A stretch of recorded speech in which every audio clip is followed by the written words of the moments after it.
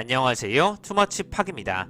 구독자님의 요청 종목, 금일은 항암 면역 치료 전문 글로벌 바이오텍 기업인 바로 박셀바이오를 준비하였는데요.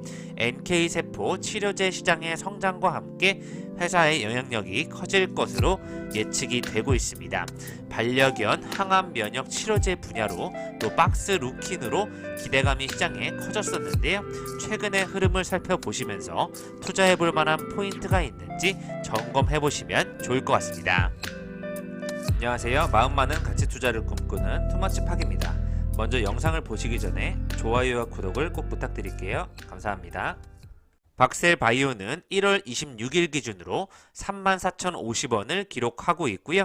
외국인 소진율은 3.98%로 시가총액은 5,183억 원대를 유지하고 있습니다.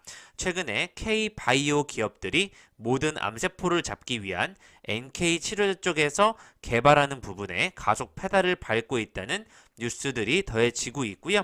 작년에 코로나19 이후에 제약 바이오주 쪽에서 한국 BNC라든지 여러 가지 치료제 관련 기업들이 급상승을 했었는데 전체적으로 최근에 주가와 지수가 전체적으로 침체를 보이면서 많은 바이오주 종목들이 조정을 받고 있는 것으로 확인이 되고 있습니다. 작년 기준으로 바이오니아, 한국파마, 아이진, 라파스, 일동제약과 같은 기업들이 큰 폭으로 상승했던 부분이 확인이 되고 있고요. 바이오 기업 같은 경우에는 스토리텔링이 중요하다는 소식도 나오고 있는데요. 박셀바이오가 상장 이후에 23만원까지 가면서 저세상 주식으로 불렸던 기업 중에 하나입니다. 박셀바이오는 다양한 세포 기반의 면역세포 치료제 플랫폼을 보유하고 있고요. 수지상 세포 치료제인 박스 DC는 다발 골소종 적응증으로 임상 2상을 진행 중에 있습니다. 모노바디에 기반한 고형암 쪽에서의 NK세포와 또 T세포 쪽에서의 개발이 진행 중에 있고요. NK세포 고효율 발현 시스템을 확보하고 있습니다. 박셀바이오는 지난해 10월부터 업계에 주목을 받기 시작했는데요. 바로 회사가 개발한 NK세포 치료제 박스NK의 임상 1상 결과 참여한 말기 간암 환자 11명 중 4명이 완전 관해 판정을 받았다는 사실이 알려지면서 큰 폭의 상승폭을 보였었습니다. 이 회사는 2010년도 전남대 의대 임상백신 연구개발 사업단에서 분사해서 설립이 된 항암 면역 치료제 전문 업체라고 보시면 좋을 것 같고요. 현재 말기암인 진행성 간암 환자를 대상으로 계속해서 임상 2상 실험에 돌입이 되고 있습니다. 첫 완전관의 환자가 확인이 된 이후에도 계속해서 환자 등록을 하면서 결과 등을 지켜보고 있고요. 박셀바이오는 2023년도 식약처로부터 희귀의약품 지정을 목표로 진행 중에 있습니다. 시장조사 기관인 이밸류 에이트파마에 따르면 2020년도 1조 2,700억 원의 시장 규모에서 글로벌 세포치료제 시장 규모는 2026년도까지 연평균 49%로 성장할 것으로 예측되고 있고요. 13조 9,400억 원까지 시장이 커질 것으로 전망이 되고 있습니다. 박셀바이오가 최근에 많은 큰 조정을 받는 이유는 여러 가지가 있겠지만 바이오주와 전체적인 종목 지수의 하락폭이 가장 큰 것으로 파악이 되고 있고요. 여기에 또 공동 창업자인 각자 대표가 또 한 분이 사임하면서 이재중 단독 대표 체제로 변화가 되는 모습이 확인이 되었습니다. 이준행 대표는 사내 이사직은 유지하면서 지분율 12.87%를 보유하고 있는데요. 많은 기존의 보유자들이 매우 힘들어하고 있는 상태로 뉴스가 확인이 되고 있습니다. 바이오 기업을 투자하기에 앞서 파이프라인을 꼭 점검해 보아야 하는데요. 박스 NK 쪽에서 간세포 암종에 관련된 파이프라인을 보유하고 있고요. 또 박스 DC 쪽에서 재발성, 불응성 다발 골수종 관련된 쪽에 파이프라인을 보유하고 있습니다. 이외에도 간세포 암종과 전립선 암종, 췌장 암종, 또 불응성 다발 골수종에 관련된 T세포 쪽에서도 NK세포와 함께 계속해서 파이프라인 연구 개발이 꾸준히 이루어지고 있고요. 가장 주목을 받았던 파이프라인이 바로 박스 루킨인데 반려견 분야의 세계 최초 항암 면역 치료제 쪽에서의 파이프라인이 상당히 많이 진전이 된 것으로 파악이 되고 있습니다. 전체적으로 보았을 때는 바이오주가 시장의 지수 하락과 함께 혼조를 보이고 있기 때문에 딱히 박셀바이오에 문제가 있다는 생각은 크게 들지 않고 있는데요. 국내 세포 치료제 강자들이 자연 살해세포로 불리는 NK세포 치료제 개발에 열을 올리고 있고 그 중에 하나가 바로 박셀바이오라고 보시면 좋을 것 같습니다. NK세포는 선천적인 면역을 담당하는 혈액 속 백혈구의 일종으로 인체에 존재하는 가장 강력한 면역세포로 불리고 있는데요. 정상 세포를 구별해낸 뒤에 암세포만을 찾아 공격하는 등 암세포 발생 증식과 전이를 막는데 가장 큰 효과가 뛰어난 물질이라고 보시면 좋을 것 같습니다. T세포는 평소에 활동을 하지 않다가 본인이 경험한 항원만을 죽인다는 이런 강점을 가지고 있고요. 특정 암덩어리만을 공격한다는 이야기로 볼 수가 있습니다. 반면 NK세포 같은 경우에는 경험 여부와 상관없이 몸에 해로운 바이러스가 침투하게 되면 무조건 요격하는 시스템을 갖추고 있고요.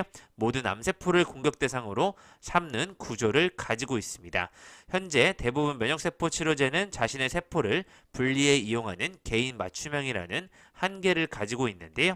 NK세포는 개인 맞춤형이 아닌 일반적인 치료제로 개발될 가능성이 있기 때문에 글로벌 빅파마들도 NK세포를 이용한 항암 면역세포 치료제 개발에 나서고 있지만 아직 크게 전 세계적으로 승인받은 사례가 없다는 부분을 확인해 보시면 좋을 것 같습니다. 미국의 페이트 테라퓨틱스는 지난 2020년도 임상 1상에서 NK 치료제 업계 스타로 떠올랐는데요.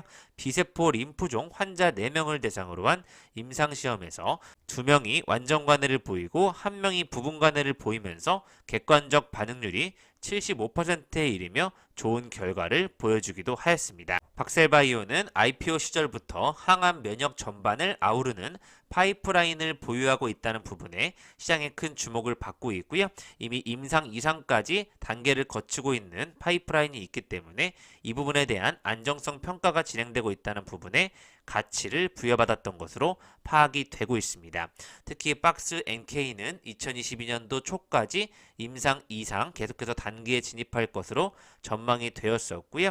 17인을 대상으로 한 유효성 평가가 진행되면서 조기 진입 속도가 더욱 빨라질 것이라는 예측이 나왔었습니다. 특히 박스루킹 기술 수출로 실적까지 가셔야될 수 있다는 전망이 나오면서 주가에 큰 기대감을 불러일으켰던 것으로 파악이 되고 있고요. 품목 허가를 승인받으면 해외 기술 수출을 진행할 계획으로 글로벌 빅파마의 반려동물 자회사와 접촉 중이라는 내용과 함께 2023년도, 24년도를 보고 실적 성장이 이어질 것이라는 리포트가 나왔었습니다. 작년 11월 같은 경우에는 국제학회에서 고형암 쪽에서 T세포 치료제 쪽에 효능에 대한 부분을 국제학회에서 발표하기도 하였고요. 전임상 시험 결과에서 전립선암을 대상으로 지난 5월에 출원한 모노바디 기반의 키메릭 항원 수용체 T세포 치료제와 췌장암 암세포에서 과발현하는 메소텔린을 표적하는 T치료제의 암세포 소멸 및 성장 억제 결과를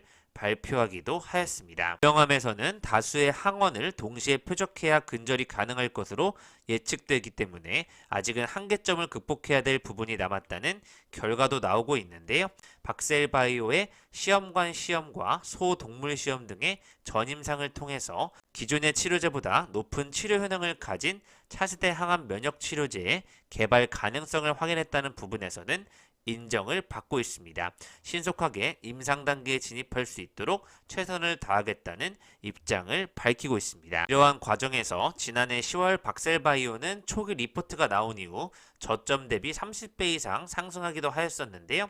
최근에 박셀바이오 각자 대표이사 체제에서 1인 대표로 또 공동 창업자인 분이 대표직을 내려놓게 되면서 단독 대표 체제로의 전환이 시장에 영향을 끼치는 부분도 조금 있는 것으로 파악이 되고 있고요. 이준행 대표는 연구개발에 집중하면서 최근에 박셀바이오가 발표한 코로나19를 포함한 백신 쪽의 신사업을 주도할 것이라는 의견이 나오고 있습니다. 백신 사업부와 또 스마트 팩토리 등 미래 먹거리 창출에 전념하기 위해서 경영 부담에서 벗어난 연구개발에 전념하기로 했다는 내용이 나오고 있고요. 백신 사업부를 회사의 미래 먹거리로 새로운 파이프라인을 개발하는데 초석으로 만들고자 한다는 의견까지 확인되고 있습니다. 가장 주가가 반등하지 못했던 이유는 바로 박스루킨 반려견 전용 면역 항암제 상용화에 준비했지만 품목 허가 부분 신청에 철회를 당했기 때문인데요. 이에 따라서 박셀바이오는 하반기 품목 허가를 재신청하겠다는 내용을 밝힌 상황입니다.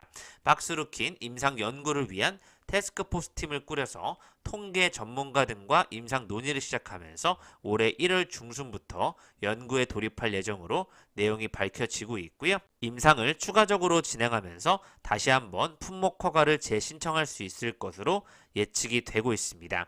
반려견 전용 면역 항암제 상용화 쪽에서의 품목 허가 신청을 자진 철회하기로 결정하면서 주가가 다시 한번 빠진 것으로 파악이 되고 있고요.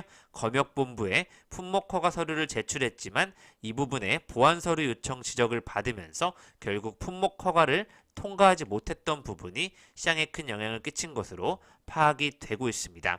작년 같은 경우에는 오른쪽에 보시다시피 제약 바이오 쪽에서 많은 주가의 등락률을 보이고 있는데요. 박셀바이오 역시 다른 기업들과 함께 많이 조정을 받은 것으로 파악이 되고 있습니다. 추가적인 품목 허가 재신청과는 또 별개로 계속해서 주요 파이프라인인 간암을 타깃으로 한 자연 살해세포 치료제로 박셀바이오 플랫폼 쪽에서는 꾸준히 임상 이상 연구를 진행 중이라는 내용을 밝히고 있으니까요. 중간 분석 결과를 비롯한 앞으로 추후 계속해서 좋은 결과가 나올 것으로 기대감이 커질 것으로 예측이 되고 있습니다. 이러한 기대감 속에 작년 12월 27일 기사를 보시면 하나금융투자가 다양한 세포 기반의 면역세포 치료제 플랫폼을 보유하고 있는 박셀바이오의 임상 이상 중간 결과가 올해 확인될 수 있을 것이라는 내용으로 기대감이 커질 것이다라는 의견 밝히고 있고요. NK세포 고효율 발현 시스템을 이미 확보했고 한계점을 극복할 수 있는 기존 대비 멀티 타겟에 유리할 것으로 기대된다는 올해 이후 개발이 본격화된다면 국내 다양한 시설을 활용해서 직접 생산 및 유통까지 진행할 수 있을 것이라는 업계의 계획이 예측이 되고 있습니다.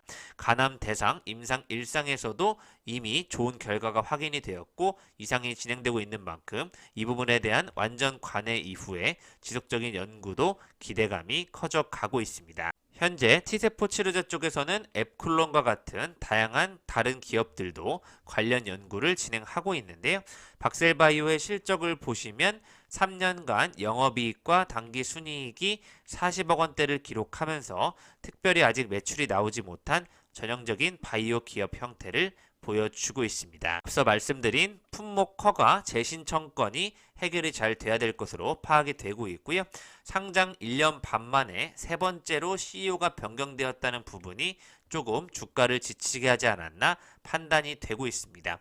이제는 이재중 단독 대표 체제로서 또 이준행 전 대표는 신사업과 백신 개발에만 집중하겠다고 밝힌 만큼 박스루킨 쪽에서 기술 수출 이전이 이루어져야 될 것으로 예측이 되고 있고요. 기존의 Y바이오로직스와 계속해서 또 MOU를 맺으면서 항암 면역치료제 연구 개발 쪽을 더해가는 것으로 파악이 되고 있습니다.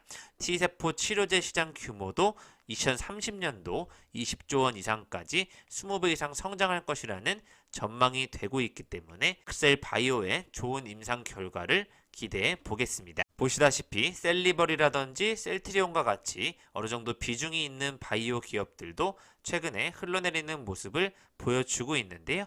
레고캠바이오를 제외하고는 대부분 이렇게 조정을 오랫동안 보이는 형태로 이루어지고 있기 때문에 2, 3년 만에 한 번 오는 바이오 시장의 반등이 전체적으로 이루어질 때 박셀바이오가 얼마나까지 상승할 수 있을지를 지켜보시면 좋을 것 같습니다. 지금까지 투머치 팍과 함께 NK세포 치료제 분야에서 박스루킨이라는 반려견 쪽의 항암 면역 치료제로 돋보이는 흐름을 보여주고 있는 박셀바이오를 분석해 보았고요. 반려견 쪽 분야에서는 세계 유일하지 않을까 판단을 하고 있습니다.